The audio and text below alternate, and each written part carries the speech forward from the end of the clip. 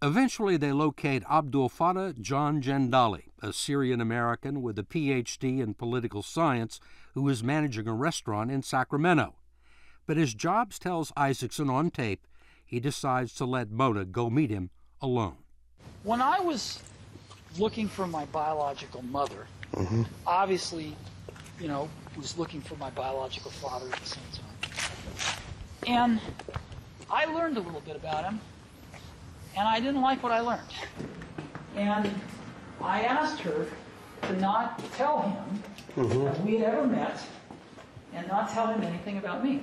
So Mona goes to the coffee shop, meets this guy, Mr. Jandali, who's running it, who says, among other things, when she asks, how sorry he is, but then he says that he had had another child, and Mona said, what happened to him?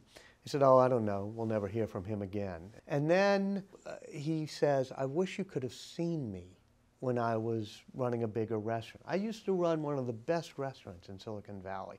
It was a big Mediterranean restaurant. Everybody used to come there. Even Steve Jobs used to eat there. And Mona is sort of taken aback and bites her tongue and doesn't say, Steve Jobs is your son. But she looks shocked, and he says, yeah, he was a great tipper. It turns out he managed or owned a restaurant, and I was in that restaurant once or twice, and I remember meeting the owner, who was from Syria, and it was most certainly him, and I shook his hand, and he shook my hand, and that's all. And Jobs never spoke to him, never talked to him, never got in touch with him, never wanted to see him.